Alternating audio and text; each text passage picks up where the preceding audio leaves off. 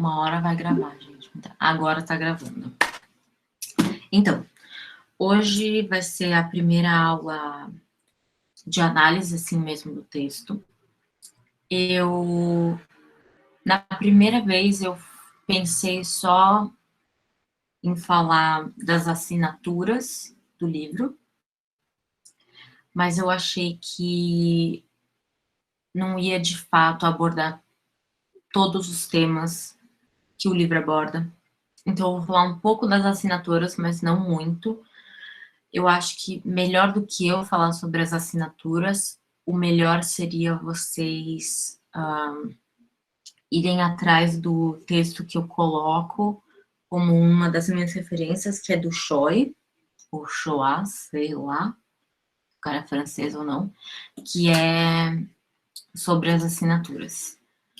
Que, assim, foi um texto, que é Signing Evelina, Female Self-Inscription in the Discourse of Letters.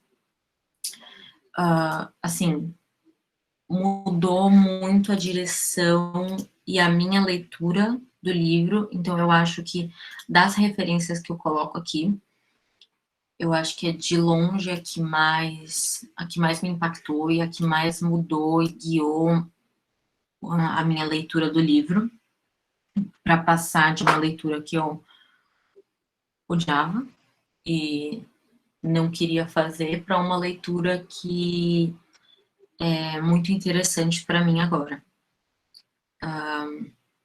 Então, é isso, eu vou falar um pouco dos temas que estão dentro do romance. Eu vou trazer alguns excertos, mas também não muitos, porque senão os slides iam ficar muito poluídos, enfim.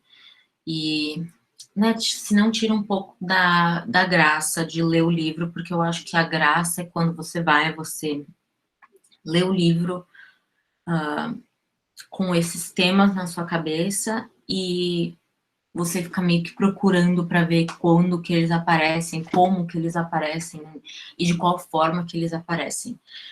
Então, eu só vou trazer alguns exemplos de como que isso aparece, de como que isso é tratado pelo próprio romance, pela romancista, mas não tem tudo aqui. É uma versão, assim, bem condensada e... Eu acho que condensada. Nossa, já acharam o livro, gente? Que potência. Eu diria simplificada, mas a minha orientadora, Sandra Vasconcelos, não gosta quando eu uso simplificada. Então, eu não vou usar simplificada, eu vou usar condensada. É isso, eu vou fazer um negócio aqui de, né, share de bagulho. E bora lá. Tema da aula de hoje, que vai guiar a minha fala, são os temas, óbvio, e as assinaturas em Evelina. E eu quero deixar muito claro, eu coloquei as assinaturas como um dos temas, só que, né, separado, em destaque, porque eu queria deixar muito claro a importância delas. Eu acho que é uma coisa, assim, pelos textos que eu li, e eu vejo, não tem muita referência e reflexão sobre as assinaturas em Evelina. De fato, o único texto que eu vi sobre isso é esse que eu já citei para vocês, que é o Sai em Evelina. Então, eu acho que é um tema não muito tratado, o que é muito, muito triste. Mas, enfim, se vocês souberem de algum outro texto ou livro que trata sobre as assinaturas, acho que em romance epistolar, no geral, mas especialmente romance epistolar em inglês feminino do século XVIII, manda para mim, tá? Porque eu não tenho achado muito. Enfim, bora lá. Os temas. Eu vou começar pelo prefácio, porque o prefácio desse livro é uma coisa que faz parte do livro e não dá para você passar para a leitura desse livro sem ler o prefácio. Quer dizer, até dá, né? Não vou dizer que não dá, porque dá. E na minha primeira leitura, eu acho que eu não li o prefácio, porque, né, eu tava nem aí. Mas é muito, muito importante. Eu poderia tratar, porque o livro, ele começa com um poema, na verdade. Eu tô mostrando, mas, enfim, eu tô pequenininha agora, então eu não sei se vocês vão conseguir ver, mas ele começa com um poema. Como eu não sou a maior conhecedora e analista de poema, eu ainda não tive, ainda não me dei o tempo suficiente para analisar e, né, tentar entender a função desse poema no grande, né, no grande cenário do romance, mas certamente deve ter. E depois vem To the Authors of the Monthly and Critical Reviews, que eram os, acho que eram jornais de reviews mais populares da época, que ela também faz uma carta. É super interessante também e diz muito sobre, eu acho que a relação entre escritor e as revisões que esse livro recebia, mas eu não vou tratar dele hoje porque o prefácio é onde tá o bife da coisa, assim, é onde eu acho que tem muitas das ideias e motivações para escrever esse livro. Enfim, ela começa falando, não vou começar por esse acerto que eu peguei, apesar dele ser muito importante, mas uma das primeiras coisas que ela fala no prefácio é citar outros escritores e filósofos e intelectuais do século XVIII. Então, ela cita Rousseau, Johnson, Marivaux, Fielding, Richardson e Smollett. E ela cita eles como, assim, a epítome do que é escrever. E qualquer pessoa que tenta escrever ficará muito distante deles. Mas o mais interessante para mim é quando ela cita eles de novo, e ela os cita da seguinte forma: However zealous, therefore, my veneration of the great writers I have mentioned, however I may feel myself enlightened by the knowledge of Johnson, charmed with the eloquence of Rousseau, softened by the pathetic powers of Richardson, and exhilarated by the wit of Fielding and humor of Smollett, I yet presume not to attempt pursuing the same ground which they have trekked. Hence, though they may have cleared the weeds, they have also culled the flowers, and though they have rendered the path plain, they have left it barren. O que ela está querendo dizer aqui, basicamente? Bom, esses caras, sim, eles são muito importantes, eles ditaram muito do que é escrever nesse momento histórico, e apesar deles terem feito um trabalho incrível, eles também simplificaram muita coisa, e eles também tiraram muita coisa. E essa experiência que eles retratam nos romances deles e nos textos deles é simplificada. Acredito, essa é pelo menos a minha análise dessa parte do prefácio dela, que é, apesar deles terem criado um path, um caminho, uma veia comum literária e intelectual, eles tiraram a criatividade, digamos assim, e acho que a subjetividade de muito das experiências que eles queriam retratar. Depois, agora sim eu falo sobre esse trecho que eu trouxe aqui. Ela trata daquilo que ela quer retratar e por que ela está escrevendo o livro. E sobre o que o livro dela vai tratar.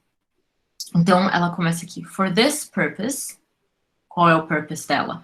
To draw characters from nature, though not from life, and to mark the manners of the times, is the attempted plan of the following letters. Então, ela deixa muito claro qual é o objetivo. Ela tem um objetivo não só como...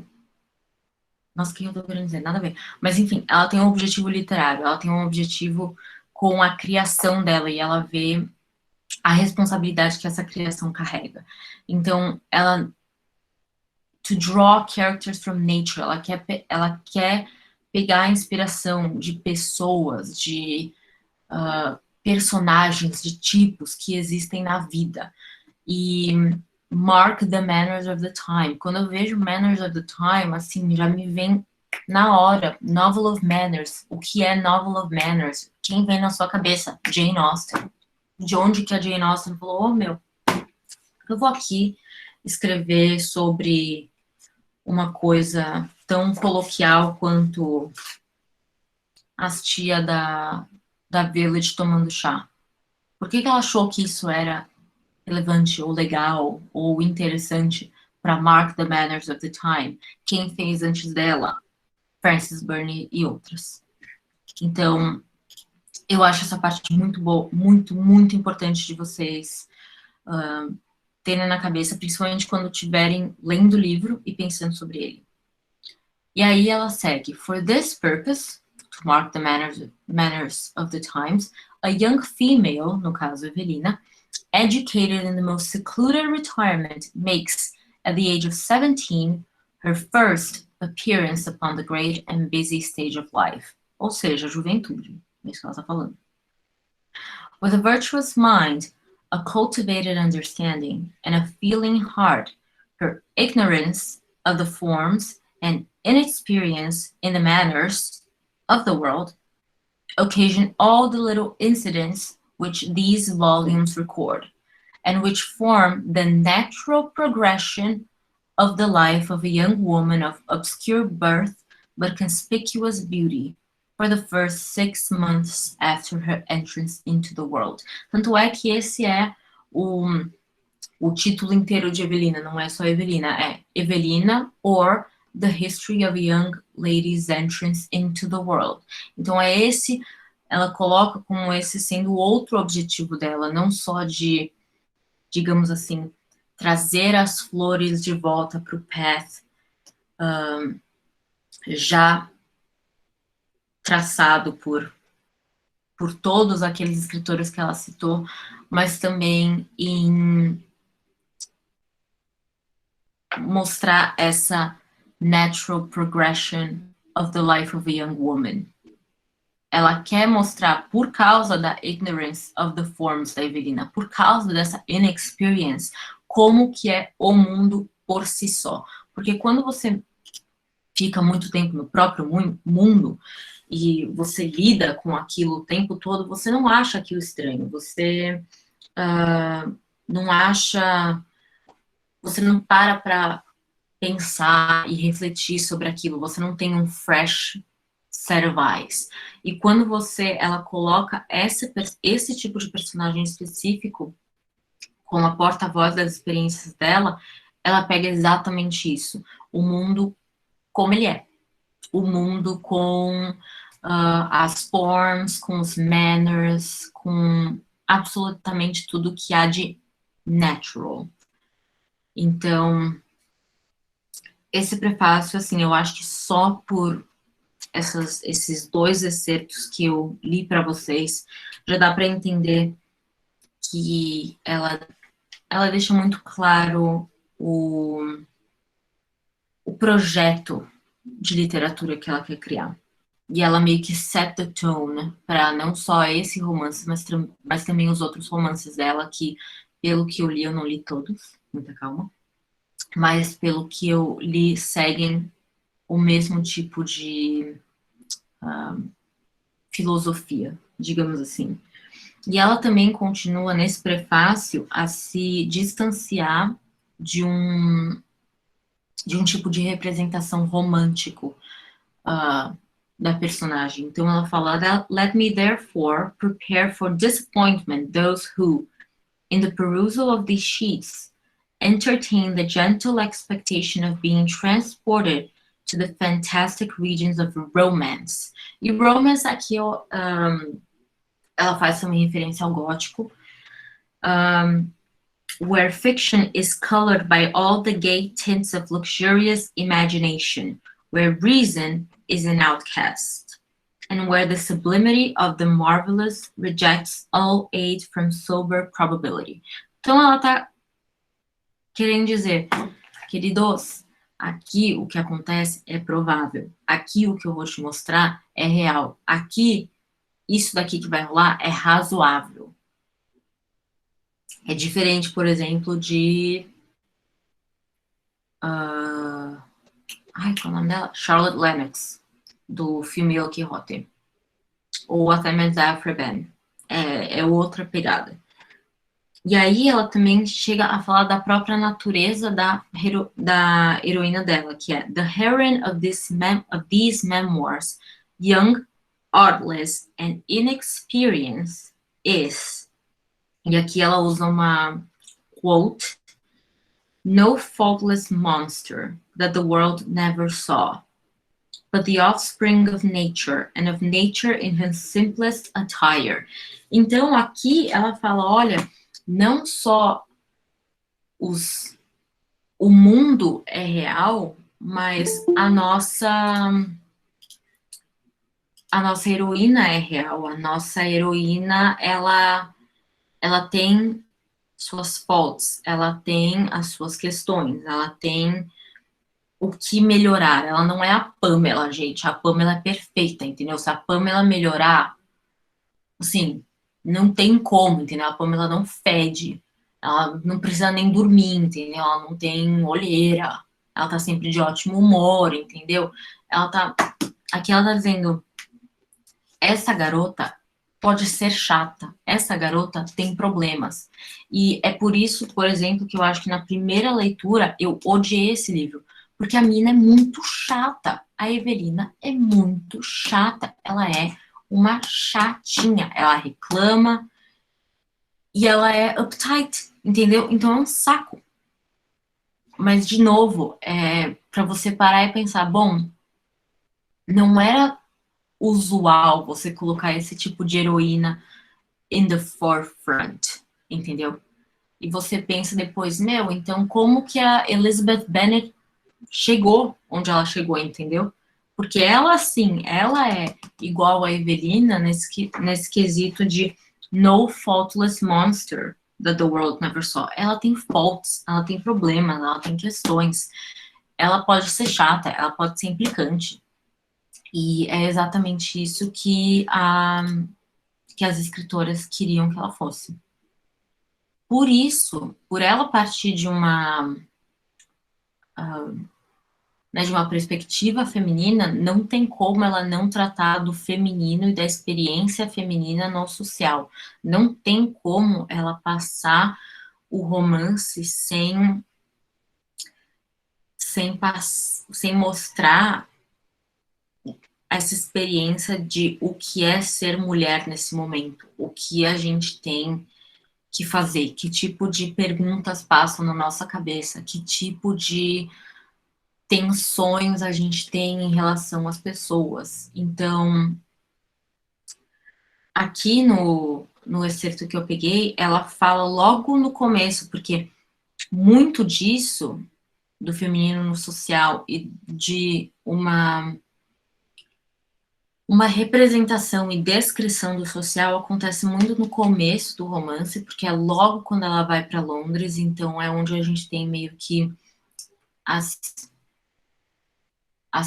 fresh perspectives da Evelina. Depois, né, ela já vai ficando, tipo, já tá meio old, tipo, sabe? Ela já meio que, ela vai pegando coisas, e ela já acha as coisas um pouco mais normais. Mas logo no começo é quando essa realidade meio que bate e choca ela. Então aqui, logo é quando ela vai, acho que pro primeiro baile, se não me engano, e elas passam a tarde inteira comprando vestidos e comprando ribbons, e aqui é quando elas acabam de se arrumar.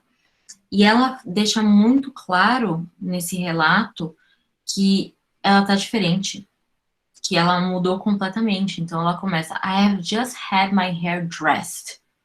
Então, assim, ela já fala, you dress your hair. Tipo, você só não arruma seu cabelo, você só não vai lá e tipo, ah, tá bom hoje, tipo, acho que eu não preciso, sabe, fazer nada. Não, você tem todo um ritual de, tipo, ficar com os negocinhos dentro pra fazer a curl, e aí você tem que piso o seu cabelo, pra ele ficar do tamanho de um, sabe, de uma órbita. É, assim, é que aqui não aparece, mas se você pesquisar, tipo, Evelina Frances Burney e ver as capas, você tem, assim, aqueles cabelos que fazem assim, muito, entendeu? Ele é imenso. E, então, aqui, ela não fala desse ritual, mas ela faz alusão a ele. Então, I have just had my hair dressed. You can't think how oddly my head feels. Aqui é importante feels, tá? Porque daqui, então, trata de como ela está se sentindo, é uma experiência subjetiva, é uma experiência individual. Isso é importante. Principalmente para uma mulher, né? Full of powder and black pins. Sim, você passava pó, tipo, pó branco no seu cabelo para ele ter para ele ter para ele não desmanchar, dois para ele tipo manter, ele ficar tipo duro e para ele ficar meio acinzentado. É sério, gente, se vocês colocarem tipo no YouTube assim, doing 18th century hair, vocês acham as pessoas tentando fazer, é bizarro, tipo, demora horas, assim, umas 4, 6 horas. Powder and black pins and a great cushion on the top of it. Então, eles, assim, ela não tá exagerando. Eles colocavam, de fato, uma pequena almofadinha dentro para dar, né, o volume. Então, isso tudo, gente, é detalhe. Detalhes que você não tinha em romances. I believe you would hardly know me, for my face looks quite different to what it did before my hair dressed. Então você tem quase que uma visão Evelina antes e Evelina depois. E ela fala nessa, acho que é nessa mesma carta, que ela fala her chief, da Mrs. Mervyn, her chief objection was to our dress, for we have had no time to Londonize ourselves. E essa expressão Londonize, na minha edição, ela tá até em itálico, porque você tem uma referência desse tipo de, né, termo. Você não só simplesmente, sabe, você tem que se tornar Londres. Você tem que parecer como todas as outras pessoas que moram em Londres se parecem. Então, aqui na nota fala to make like London or its inhabitants. This is the first recorded use of the word, and an example of an innovative linguistic form Burney quite often used. Gente, essa mina tá criando palavra, entendeu? Tipo, pra mostrar, assim, quando você chega em Londres, você tem tudo isso acontecendo com você, mulher, e, assim, sabe, você tem que ficar andando com uma almofada na tua cabeça e os grampos machucam, mas é isso mesmo, tipo, é essa experiência. E como ela trata de como o feminino é nesse social, tanto é que, assim, um dos momentos mais, assim, icônicos do romance é logo no começo, que alguém pede para dançar com ela, e antes mesmo dela falar, ela fica chocada com o jeito que ele tá se vestindo, ela acha que é absolutamente ridículo, e ela ri na cara dele, e todo mundo fica chocado, tipo, meu, nem agora, entendeu? Você não vai, sabe, se alguém vai lá, chega com uma roupa horrorosa, você não vai, tipo, ir lá e começar a rir na cara dele, assim, você pode, né, mas meio rude, assim, poder a você. Mas no século XVIII, meu, a menina começa a gargalhar num baile porque ela não gostou, porque ela achou ridículo o jeito que o cara tava vestido. Então, você tem tanto o, o record, né, essa escrita, essa representação do feminino e também no social, e ela deixa muito claro isso quando a Evelina ela começa a ir em ópera, e quando ela começa a frequentar a ópera e também frequentar os, os jardins e a ver tudo isso. E é nesse momento que muito do senso crítico da Evelina começa a surgir. Então, e é num desses momentos, nesse daqui que eu coloquei, que ela fala sobre algo que acontecia muito no século XVIII, que é assim, agora quando a gente vai principalmente, agora quando você vai num concerto de música erudita, assim, é silêncio meu, sabe? Tipo, você não bate palma até parar tudo, se alguém tá tossindo, sabe? Não é a coisa mais legal, você é meio... Até no filme, mano, assim, sabe? Se alguém tá, tipo, rachando ou conversando do seu lado, fala, é o chill.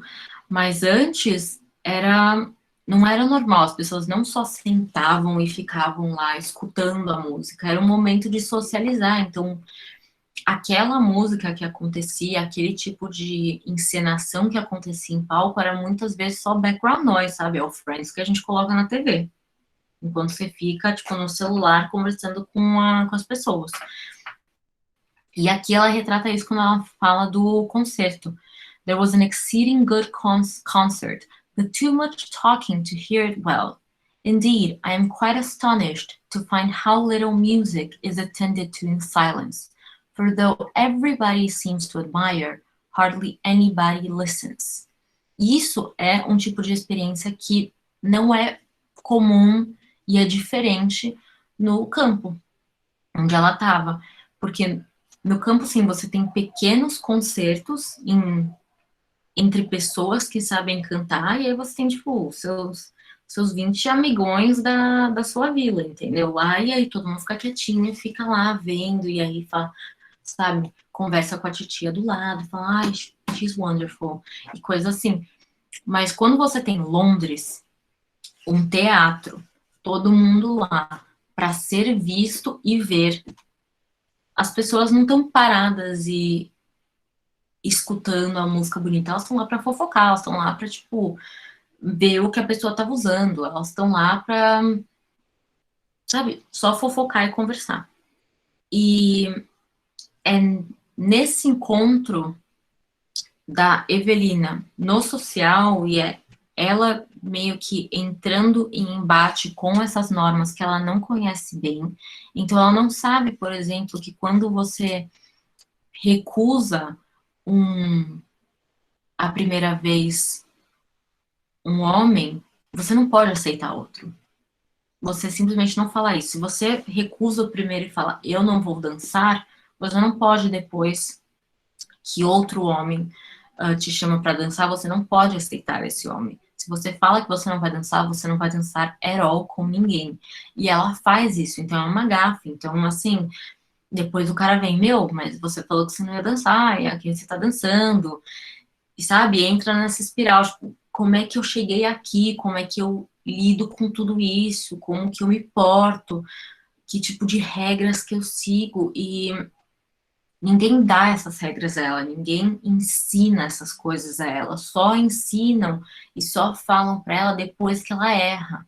E que aí a Mrs. Mervyn e em alguns casos também a Miss Mervyn, a amiga dela, fala tipo, amiga, não é assim, tipo, você não pode fazer isso, fica feio, fica chato, entendeu? Você não pode inventar que você já tá, tipo, com as próximas duas danças marcadas, se você não tá, entendeu? Você não pode fazer isso. E é nesse embate que surge o que eu acho que é também um dos objetivos desse romance, porque é um objetivo, acredito, de muitos romances do século XVIII e até XIX, que é o de unir o útil ao agradável. Então, é unir um romance que te envolve com um enredo legal, e que você vai ficar, ai meu Deus, ai meu Deus, ai meu Deus, e uma série de condutas e dicas e regras que você tem que saber, mas que ninguém te fala, e é meio que tudo já parece que já conhecido, sabe? Meio que todo mundo já sabe que você não faz isso, mas se você não é todo mundo, você não sabe. E é por isso que eu trouxe esse excerto, onde a Evelina escreve: But really, I think there ought to be a book of the laws and customs à la mode, presented to all young people upon their first introduction into public company. Então, ela diz, tipo, meu, eu não sei fazer isso, entendeu? Eu não sei viver com essa gente, eu não sou parte, entendeu? Ela tá se sentindo, tipo, pequena sereia, chegando e olhando um garfo, falando, eu vou, sabe, é ótimo para escovar meu cabelo, esse garfo, entendeu? Ela tá escovando um cabelo com garfo, ninguém falou para ela, miga, o garfo é para comer, não é para escovar cabelo.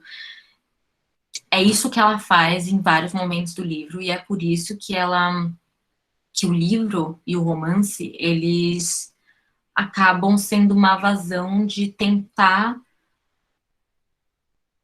fechar um pouco esse buraco. Então, assim, olha aqui, então, um possível livro of the laws and customs à la mode, porque os livros de conduta do século XVIII não eram muito livros de conduta, principalmente, eu não sei, também tinha livros de conduta masculinos, né? Isso é uma coisa para pensar, mas os femininos não eram assim lá de muita informação, né? Eles não serviam para dizer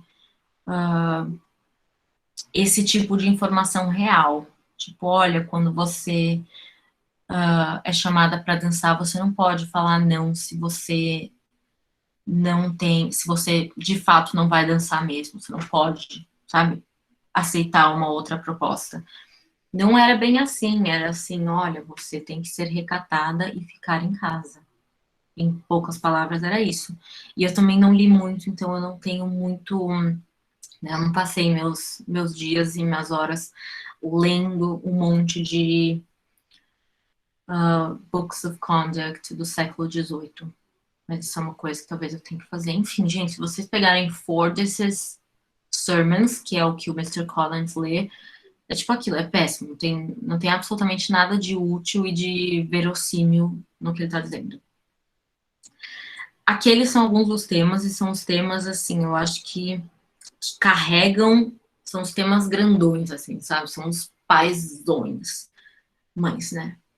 Mães. Não é patriarcado aqui. São as mães, as temas mães, assim. E esses temas vão ser abordados dentro de outros temas, que são o caso desses aqui. Um deles, e o primeiro deles que eu queria tratar, eu não vou tratar muito, porque ele não é. Ele é, ele é um que fica muito mais óbvio e relevante quando você está lendo o livro, você vai percebendo que, que ele se faz presente, que é. Lembra lá na primeira aula que eu dei aquela semi-aula de história? Tipo, olha, gente, então, sabe a tal treta em pessoas não podem falar inglês na França porque a França não curte? Então, vem daqui?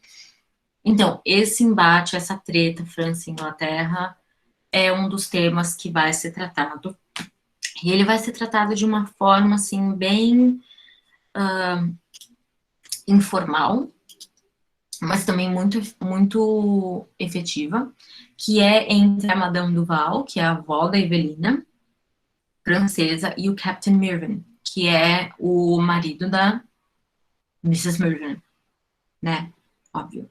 E ele é muito patriótico, muito assim, a Inglaterra na veia, porque, né, ele é da Marinha.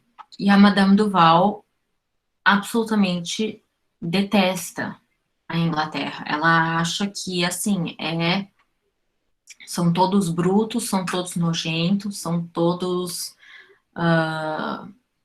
se acham superiores, é assim, um nojo. Então você tem, durante o livro inteiro,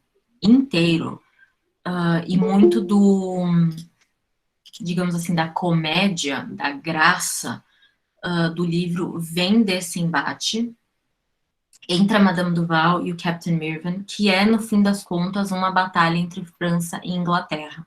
Essa batalha de diferenças ideológicas, diferenças atitudinais, diferenças de valores, assim, é absolutamente um não dá o braço a torcer.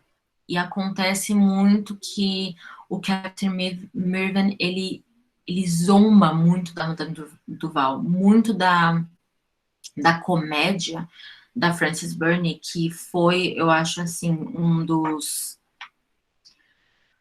legados mais evidentes que ela deixou para Jane Austen, que a Jane Austen é muito engraçada, né, gente? Ela fica tirando sarro de todo mundo, e eu acho que a Frances Burney faz isso muito efetivamente. Muito desse tirar sarro vem desse embate aqui, onde o Captain Mirvan, ele vai e fala, bom, vamos resolver esse embate em uma aposta.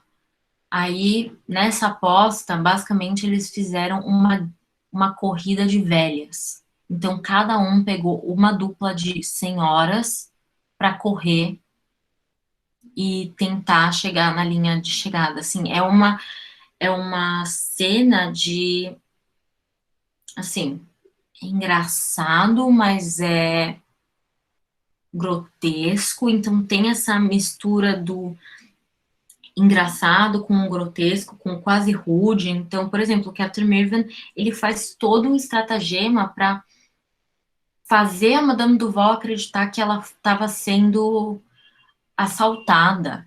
E aí, para isso, ele aproveita, pega ela e, tipo, tira a peruca dela, assim, destrói a maquiagem dela e acaba colocando ela junto de uma árvore com uma corda, tipo, ele acorrenta a Madame Duval a uma árvore. Tudo isso só para zombar dela e da França, e do quão francesa ela é. Então, são cenas, assim, que te fazem meio que ficar um pouco chocada, assim, gente, isso é muito grotesco, isso é muito rude, isso, sabe? É meio estranho, mas muito da comédia do romance vem desses momentos e dessas estratégias. Mas eu não vou tratar muito sobre isso, porque, de novo, assim, o ponto aqui não é falar sobre história e também, né, não é mostrar como essa história funciona em detalhes ou está representada em detalhes no romance. Eu também acho que também não é um objetivo da autora neste romance, e não acho que era um objetivo muito claro nos romances do século XVIII, porque, né, de novo, o romance do século XVIII era meio que whatever comes, comes.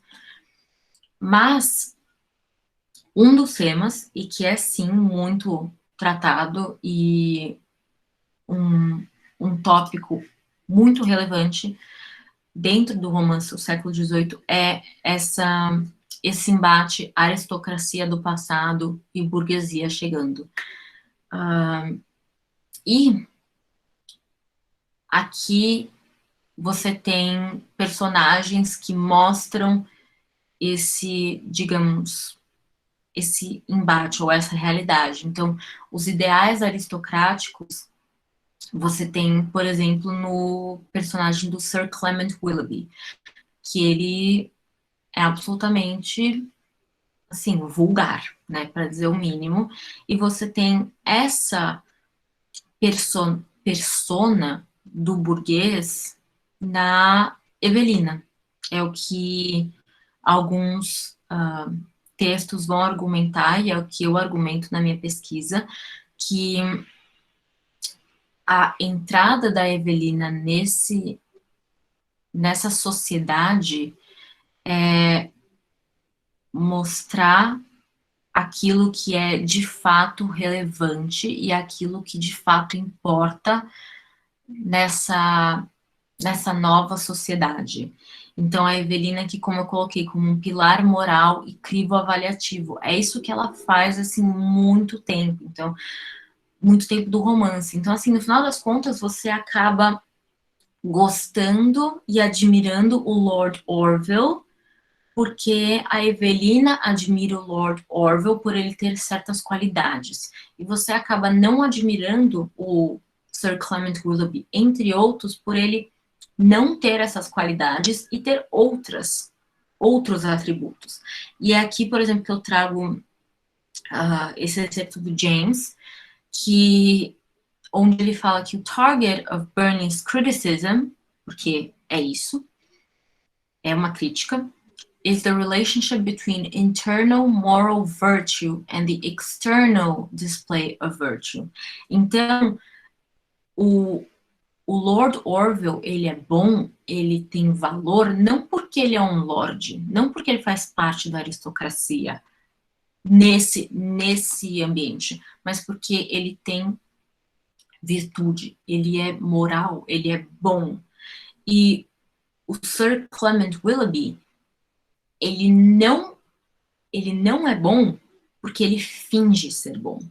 Ele finge e ele muda. Então, e isso é uma das coisas que a Evelina faz questão de mencionar, que quando ela estava com o Captain Mervyn e a Mrs. Mervyn e tudo mais, o Sir Clement Willoughby se comportava melhor. E quando ela volta para Londres e ela passa a né, ficar mais com a família dela por parte da Madame Duval, que é mais pobre e que tem menos manners, e aqui a palavra manners é muito importante, a gente já vai falar muito mais disso, ela percebe que isso deixa o Sir Clement Willoughby mais folgado, mais relaxado, então ele pensa, bom, então agora eu não tenho que, sabe, ficar dando de bonzão, porque, sabe, eu não preciso mais. Então, aqui ele termina com for Burney, the commodity, então é uma mercadoria isso, that trickles down from the aristocracy is not fashion or titles, but simply manners. Então, de uma forma, e isso que é muito interessante, eu acho, no romance, é que a Frances, ela não diz muito claro, olha, então a burguesia tá certa porque ideais aristocráticos são vulgares e, sabe, ultrapassados. Ela não diz isso, mas ela também diz um pouco disso, mas ela também diz, olha, o Lord Orville, ele é bom porque ele sabe manners, porque ele tem virtude, coisas que o Sir Clement Willoughby, então ele é um burguês, ele é só um Sir, ele e o Lord Orville, assim, ele é um bostinho, o Lord Orville tá lá, ele é um lord, né? E o Sir Clement Willoughby não. Então, e aqui eu coloco essa, para deixar evidente para vocês, essa meio quotation do livro da Vilma Mas, que ela fala sobre o gênero do Bildungsroman, que a gente vai falar sobre isso na próxima aula, que você, nesse momento de transição social, você tem o que antes era mérito herdado, então você era bom e você era believed to be good, porque você era filho de alguém, ou você tinha tal sobrenome, ou porque você era dono de tal propriedade, para o mérito adquirido. Então, você não basta mais você parecer ser bom, você tem que se provar ser bom o tempo todo. Então, é aí que entra a falha, por exemplo, do Willoughby. Ele não tenta adquirir, ou ele não tenta ganhar assim, o mérito por parte da Evelina. E, de novo, a Evelina é que é esse pilar moral. É ela que aponta quem é bom, quem não é bom, quem tá certo, quem não tá certo. Tarará. Nesse caso, tem muito menos ambiguidade, por exemplo, do que na Austen mais pra frente, que assim, não existe essa coisa tão clear cut de bom, mal, certo ou errado, tá? Sabe? Tipo, não tem, você tem muito mais nuances disso, mas você tem, por exemplo, isso. Ai, que complicado, né? Eu diria que você tem isso, por exemplo, nas Brontes. Você tem o bom, o mal, o certo, o errado, mas isso é uma coisa que vai ser argumentado pela Gilbert e a Gubar em The Mad Woman in the Attic. Elas que argumentam essa posição, mas também você pode argumentar contra, dizendo que não dá para ter essa concepção de que as Brontes, né, definem o bem do mal muito claro, porque eu acho que também não dá para saber. Mas enfim, estamos falando da Evelina agora. Ela sim dá para saber. Então aqui eu coloco um dos momentos em que você percebe o quão assertiva ela é, vamos colocar assim. E aqui ela é um momento em que ela vai jantar com essa nova parte da família dela, por parte de mãe, que são os Bramptons. The dinner was ill-served, ill-cooked and ill-managed. Ou seja, uma bosta, entendeu? Tava tudo uma bosta. E aí ela fala por que tudo tava mesmo uma bosta. The Bramptons were perpetually obliged to rise from table themselves to get plates, knives and forks, bread or beer.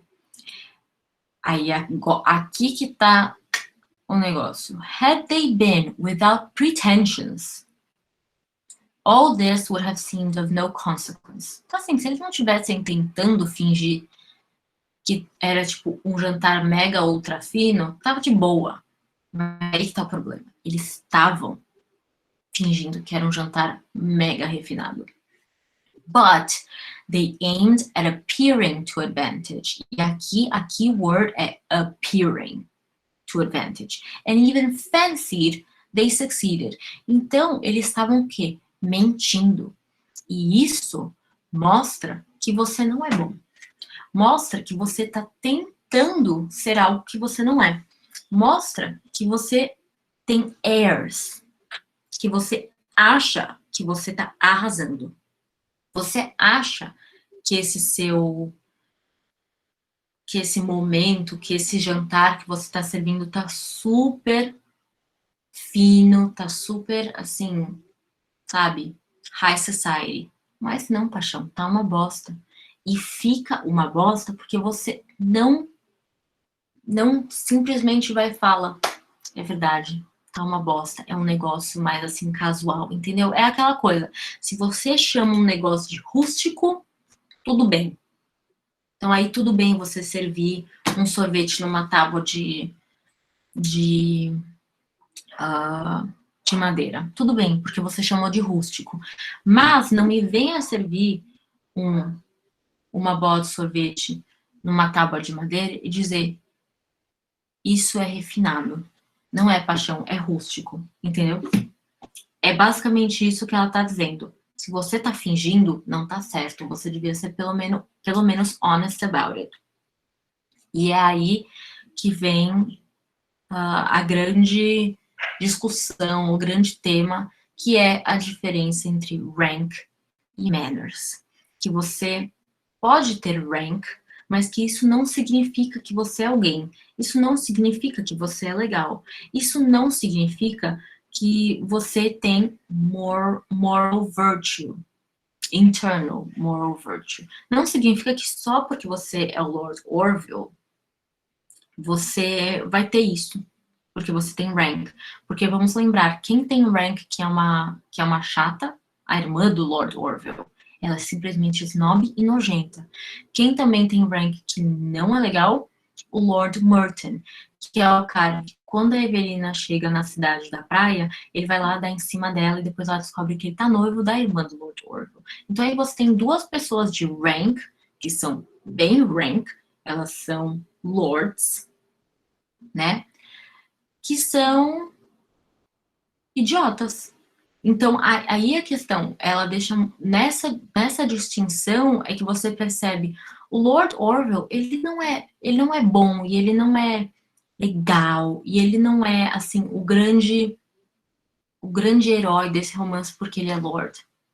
Ele é o grande herói desse romance porque ele é bom, porque ele não julga a Evelina, porque ele não assume coisas sobre ela, porque ele é sempre cortês, porque ele nunca toma liberdades com ela, porque ele sempre tenta ajudar ela sem qualquer pensamento egoísta. Todas essas coisas são o que elevam o Lord Orville aos olhos da Evelina e aos nossos também. Então a gente vai lendo, a gente fala, pô, meu, é verdade, esse cara Orville é mó de boa, ele é mó legal, sabe? Gente boa. E são todos. A falta de tudo isso é o que acaba sempre em outros personagens nos olhos da Evelina e nos nossos olhos. E essa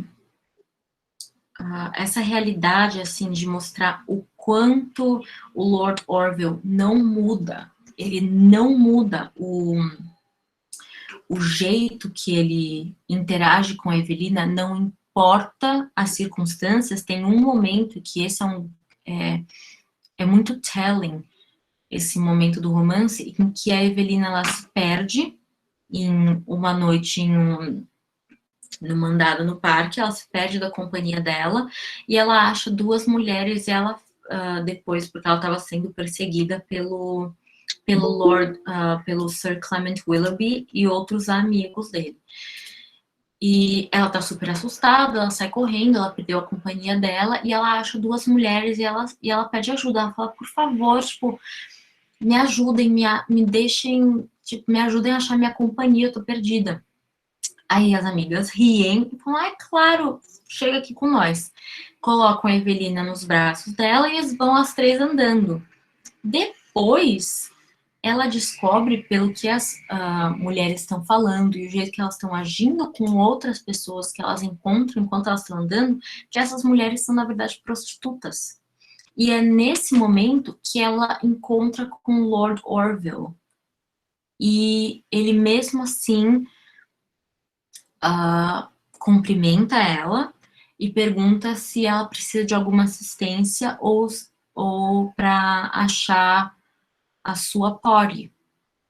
Então, ele ainda, nesse momento em que ele poderia duvidar da Evelina, ele não duvida dela. Ele mesmo assim se mostra respeitoso, ele mesmo assim se dirige a ela, apesar da companhia duvidosa na qual ela estava, e mesmo assim ele oferece a ajuda dela, a ajuda dele para ela.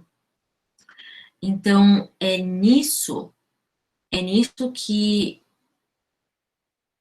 tá o valor do Orville, é nos manners, e não no fato dele ser um lord. E o Sir Clement Willoughby não tem isso, porque ele sim muda quando ele vê que ele não precisa mais ser tão, digamos assim, educado e contido nos flertes dele com a Evelina. Então, assim, tem um momento que ele vai falar, Evelina, sim, eu te levo em casa, porque, né, você respeitou a sua companhia. Ela vai, entra na carruagem dele, ele manda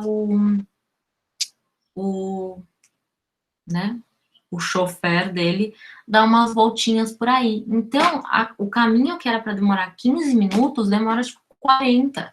E ela acaba, assim, se perdendo, ela não sabe onde ela tá em Londres, tudo isso porque ele mentiu para ela. Então, são, tipo, dúvidas do caráter dele. E o Lord Orville tem um caráter que sempre se reafirma como bom e decente.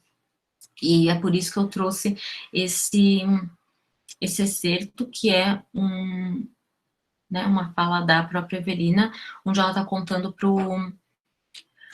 acho que é pro Mr. Villers, né, do porquê dessa diferença entre o Lord Orville e o Sir Clement.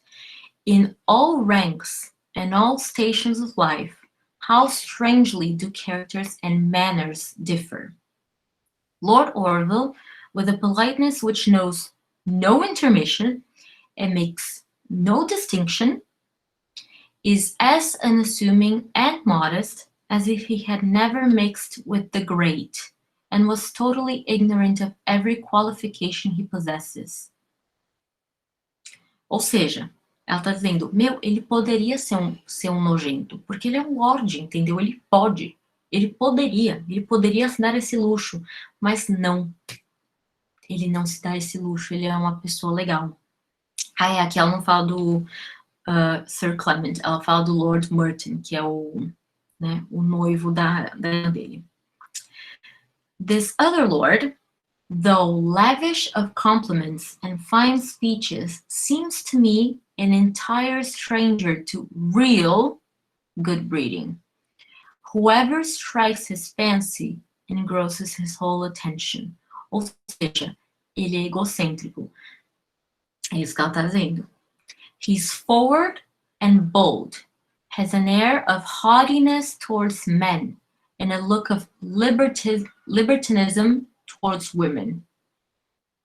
Ela basicamente disse, olha lá, esse cara que tem ideais aristocráticos ultrapassados e nojentos. Ele é um lorde que não tem valor. E olha aqui, esse outro lorde que não possui esses mesmos ideais, apesar dele poder possuí-los, ele não possui. Então, ele é ótimo, ele é perfeito, ele é incrível. Ou seja, vejam a diferença.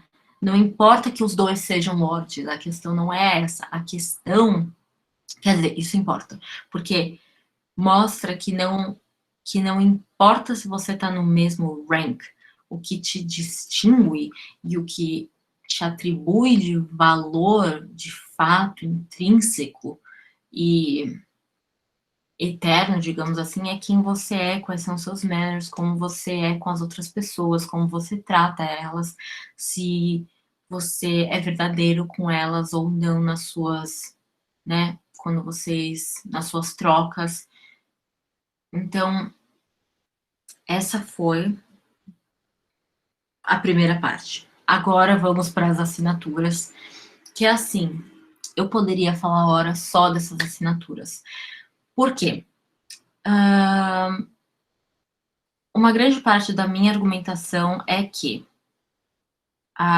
como eu já disse para vocês, a Evelina, ela é colocada nessa posição ambígua, transitória, incerta, que ela não tem família, ela não tem sobrenome, ela meio que não é de ninguém, ela vai para Londres com uma família, sai e aí volta com outra, depois vai para outro lugar com outra pessoa, e o meu argumento é de que isso representa a posição ambígua e transitória e incerta do próprio burguês neste momento do século XVIII.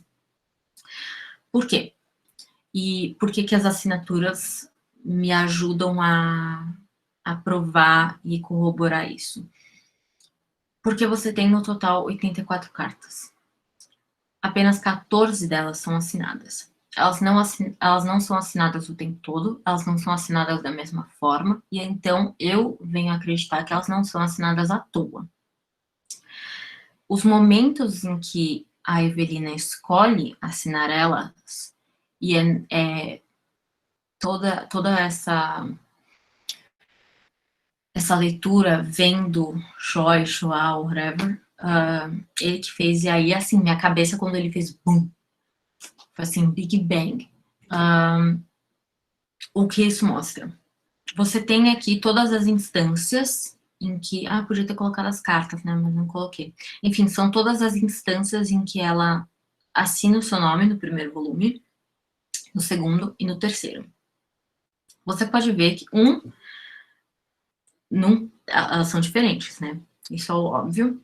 2, você tem muito mais instâncias em que ela assina seu nome no primeiro volume do que no segundo, do que no terceiro.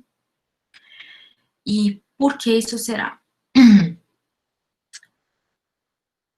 O primeiro volume é logo quando ela entra em Londres, é quando ela tem os maiores embates, é quando ela tem as maiores dificuldades, é quando ela é mais testada, digamos assim. E é por causa disso que tem a maior incidência de assinaturas. Porque como o Choi ele vai argumentar, e isso se prova verdade, é que em todas essas instâncias em que ela assina a carta, é quando ela foi de alguma forma colocada em perigo, ou quando ela foi silenciada de alguma forma. Então, as assinaturas, quando colocadas nesse contexto do que aconteceu naquele momento em que ela está contando a carta, as assinaturas elas voltam como uma oportunidade da Evelina se autoafirmar nessa narrativa. Porque você tem... Eu vou pegar só a primeira instância da assinatura, que é quando ela coloca a Evelina tracinho a tracinho. Que é quando ela pede pro Mr. Villers para ela ir para Londres. Ou seja, a decisão é tirada dela. Ela não pertence a si mesma, essa é a questão.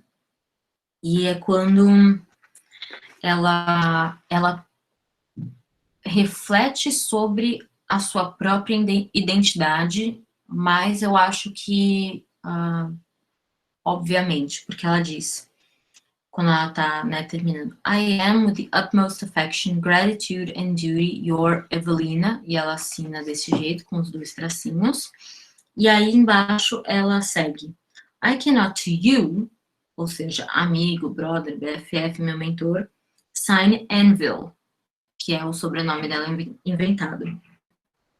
E aí ela se pergunta, and what other name may I claim? E é essa a pergunta, é essa a ansiedade, é esse o conflito, é essa falta que vai guiar a Evelina por todo o romance, que é what other name may I claim? A quem eu pertenço? Quem pertence a mim? Ao que eu tenho direito? Porque ela, como Evelina, ela é só um indivíduo, ela não é nada nem ninguém. Ela não tem direito a absolutamente nada. Ela não tem dinheiro. Se o cara morre, é bem possível que ele não possa deixar nada para ela. Na verdade, não, ele não pode deixar nada para ela. Vamos lembrar em Sense and Sensibility. Ele só pode deixar pro herdeiro homem mais próximo na linhagem. Ela não é nem homem, nem tem relação consanguínea com ele. Ela não é nada. Então, assim, ele morrendo, a mina tá só por ela. É assim, sabe? Não tem nada que te proteja. E o sobrenome, a família, é o que te protege nessa sociedade.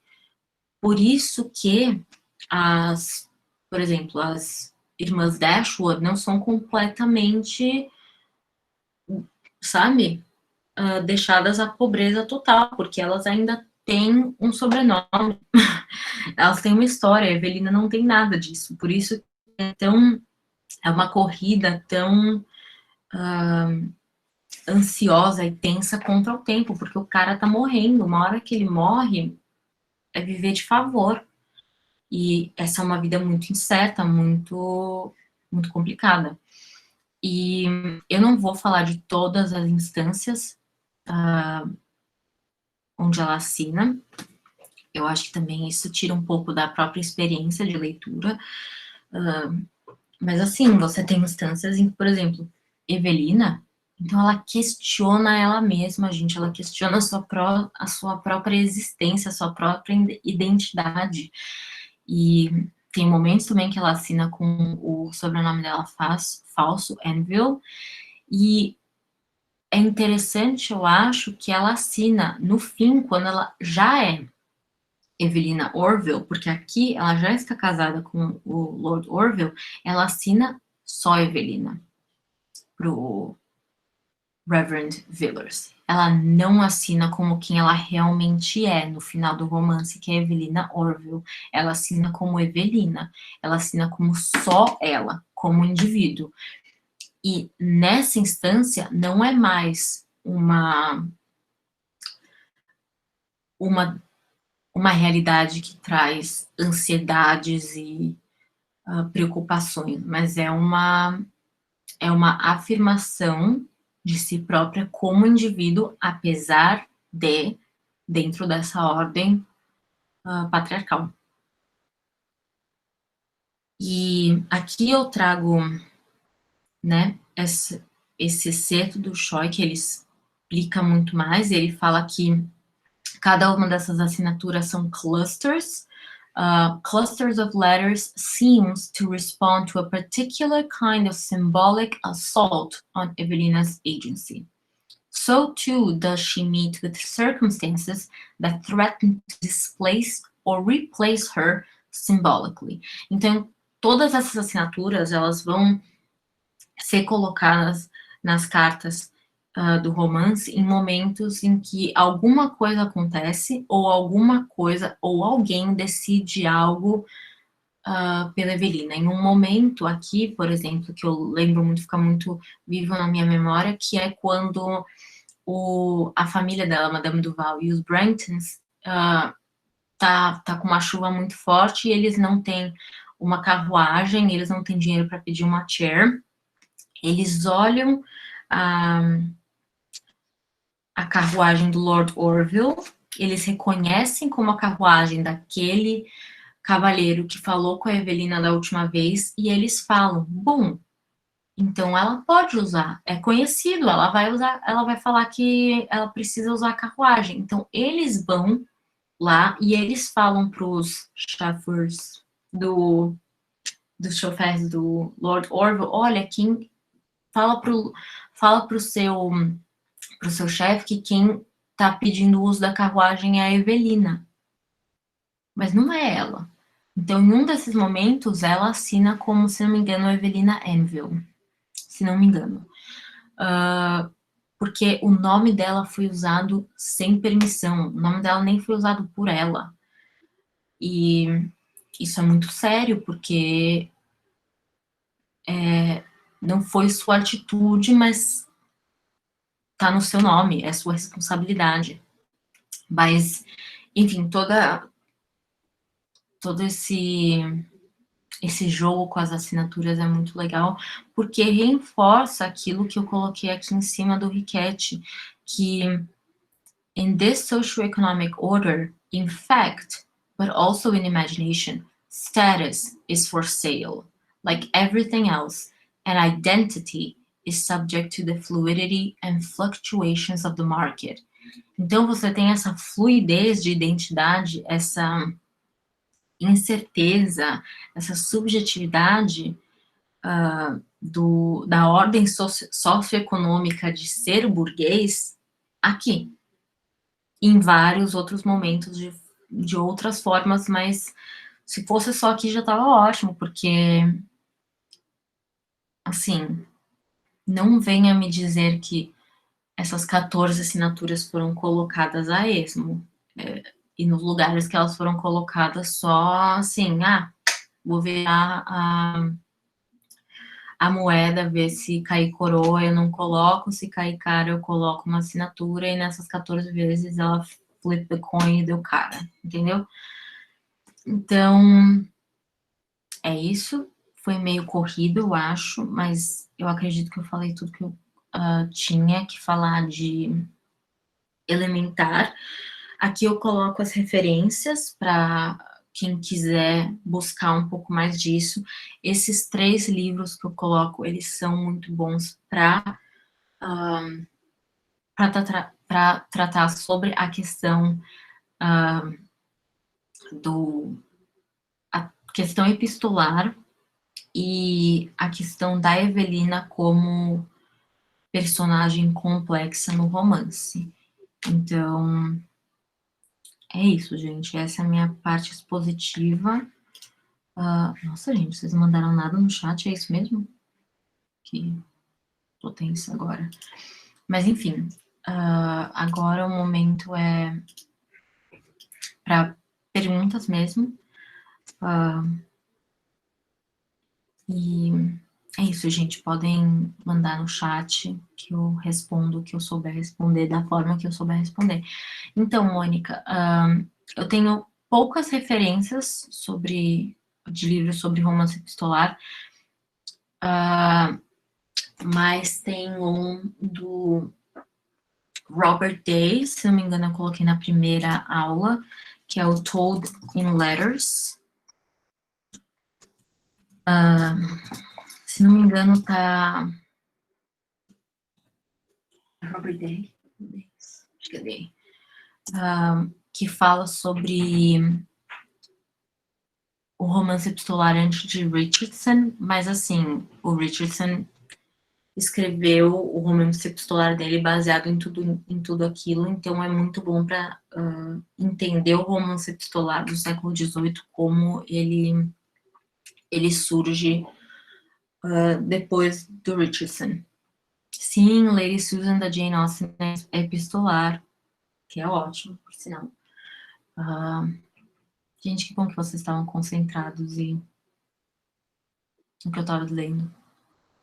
Porque quando você dá aula pro computador, parece outra coisa.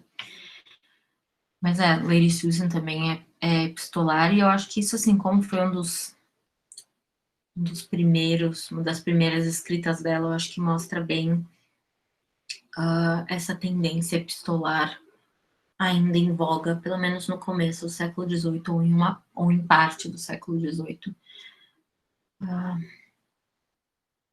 Sim, ela julga muito. Gente, a verdade é, quem que a Evelina não julga nesse romance, né? Ela julga absolutamente todo mundo. Acho que o único que ela não julga, mas também, assim, que a gente não fica sabendo, né, é o Mr. Villers. Mas também ela tá mandando as cartas pra ele, né? Não ia falar na cara da pessoa que eu tô falando, tipo, pô, tô te julgando real agora.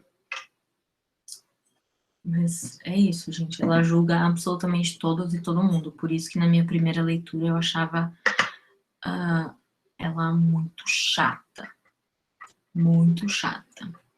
Eu pensava, se você acha todo mundo chato aí, por favor, né? Nossa, sim, gente. Imagina ter acesso às cartas que ela manda pra Miss Mirvan. Ela manda algumas pra Miss Mirvan, quando ela tá em Berry Hill. E ela manda cartas pra Miss Mirvan. E tem alguns, acho que eu li, tipo, dois estudos que falam da diferença em tom e linguagem dessas cartas para Miss Mirvan do que das cartas que ela manda pro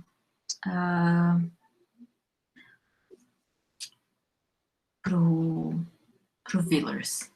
Tem uma diferença muito, muito grande no jeito. E assim, tem vários momentos que ela fala, tipo, eu espero que você tenha recebido a minha carta. Ou ela falou uma hora pro Mr. Villers, você me desculpa se eu falar que eu mandei primeiro um relato desse acontecimento para Miss Mirvan. Só que a gente não tem essa carta que ela mandou para Miss Mirvan. Então você tem vários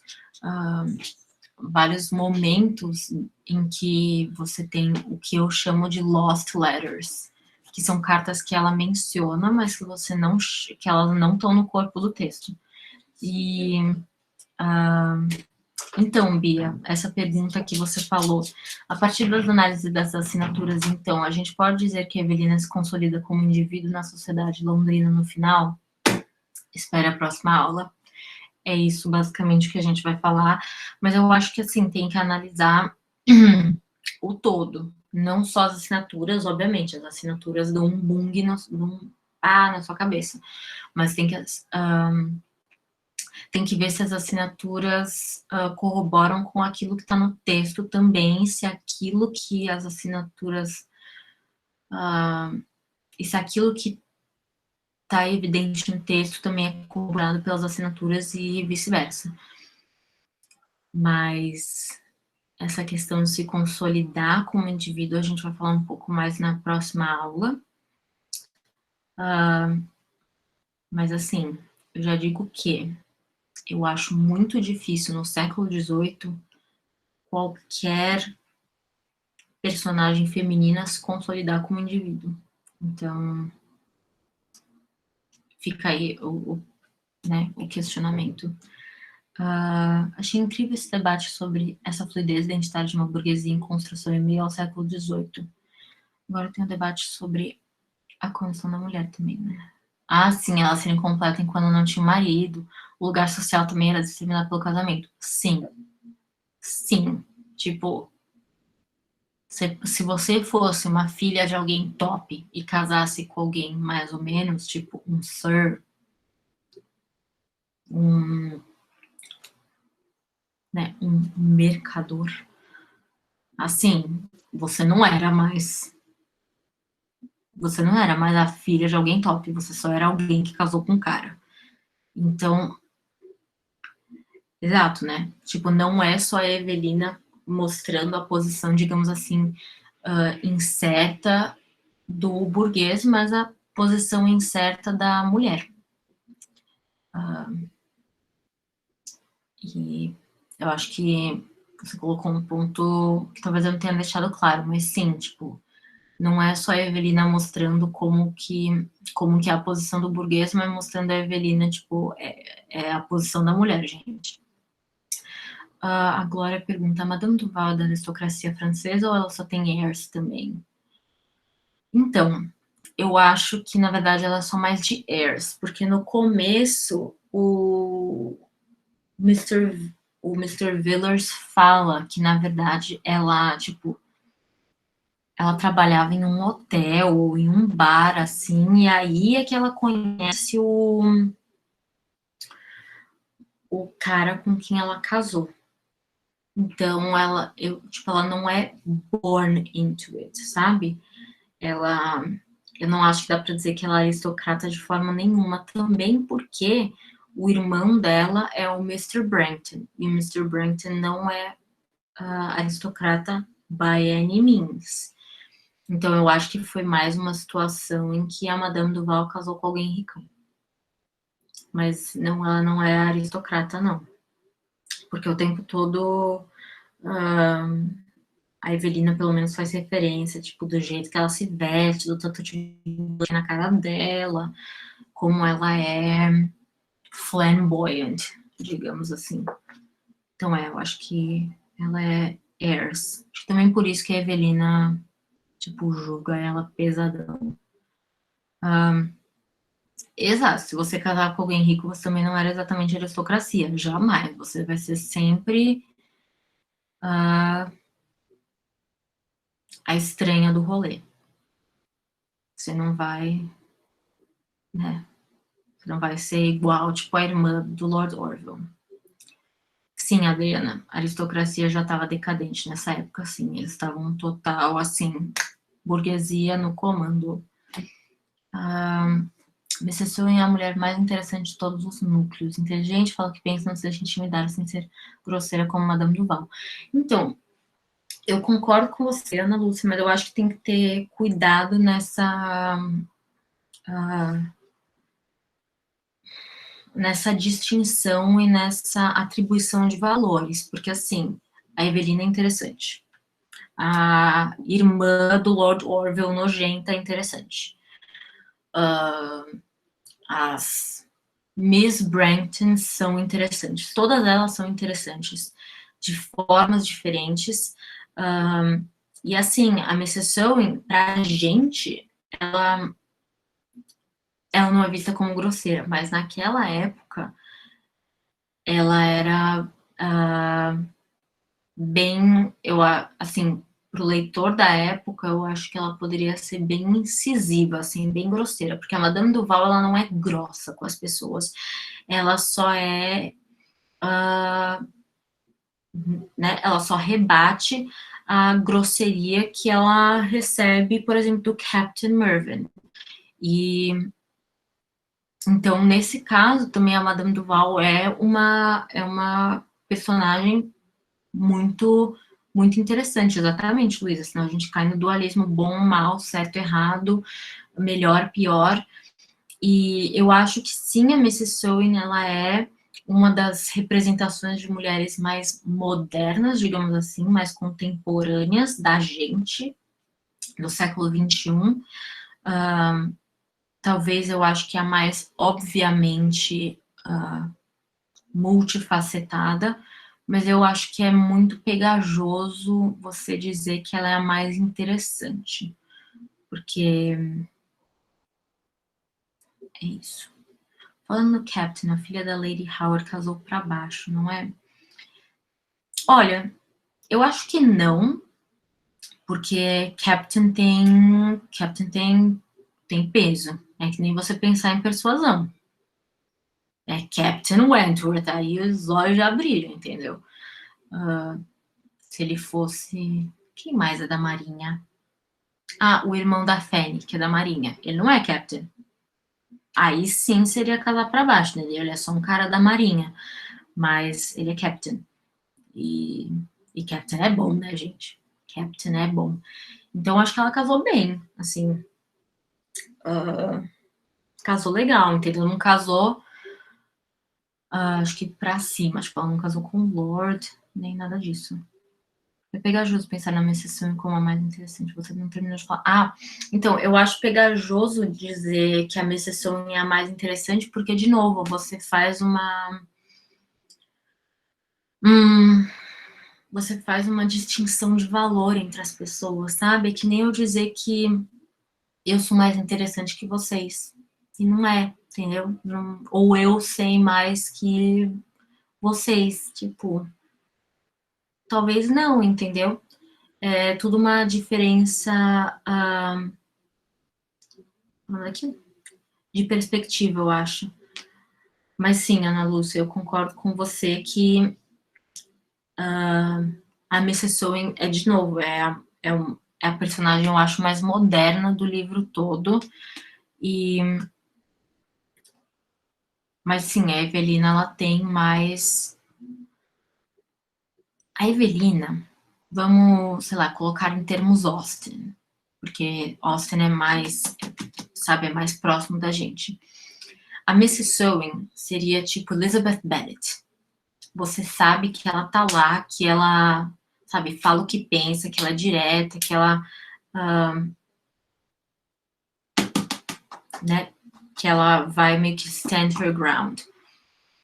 A Evelina seria, tipo, a Fanny Price, que ainda tem o que dizer, tem, tem muito a ser analisado e refletido sobre a personagem, mas tá mais nas minúcias, digamos assim. Eu acho que tá mais velado, tá? É mais difícil e é um pouco mais trabalhoso você chegar no, no menos óbvio da Evelina, porque sim, o óbvio, assim, o que é claro, digamos assim, é que ela é insegura e tímida e qual é o nome daquilo? Não educada e que ela é frágil e tudo mais. Isso tudo é para você ver isso porque tá lá. Mas tem outras coisas que também estão lá que são mais um pouco mais difíceis e complicadas de você chegar do que, por exemplo, na Mrs. Sewing, que tá lá na cara. Tanto é que é interessante você falar das duas, porque a Evelina, diferentemente do que eu esperava, ela não fala mal da Mrs. Sowen, ela não critica a Mrs. Sowen, pelas palavras dela. Ela usa as palavras que o Mr. Villers usou para caracterizar ela e também algumas outras. Ela fala, mas ela não julga a Mrs. Sowen como outras pessoas o fazem no romance. E eu acho que isso é uma coisa né, interessante a ser vista. Tipo, ir até a parte em que a Mrs. Sowen entra no romance, na história, e ver, tipo, como que então a Evelina vai falar, como que ela vai tratar da Mrs. Sowen nesse momento. Logo quando ela entra, né? Porque, sim, é uma personagem muito... que de cara, assim, é muito diferente da Evelina e de qualquer outra das personagens femininas no romance. Mas é isso, gente. Alguém mais tem alguma pergunta ou contribuição, consideração a ser feita? Gente, a gente passou do horário, ninguém me falou. Enfim. É isso, gente. Eu acho que não temos mais perguntas. Espero que eu tenha sido clara, por isso o chat tá silencioso. Mas é isso. Nos vemos na quinta, para a última aula. Mesmo o rolê de hoje, eu mando o e-mail por volta de 10, 15 para 6. E aí tá o link lá, e aí a gente se vê aqui para a última aula. Tristeza! Sem fim. Então podem ir, gente. Classe dispensada. Beijos.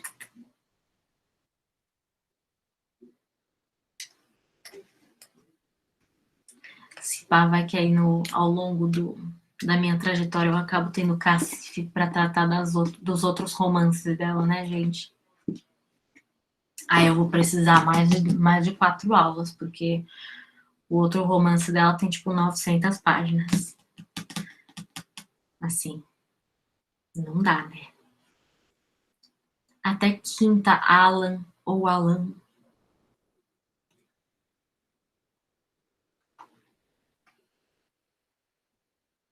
Ai, gente, mó chato, né? Ver as pessoas saindo, não dá nem pra ouvir os passinhos, ver as pessoas pegando as bolsas.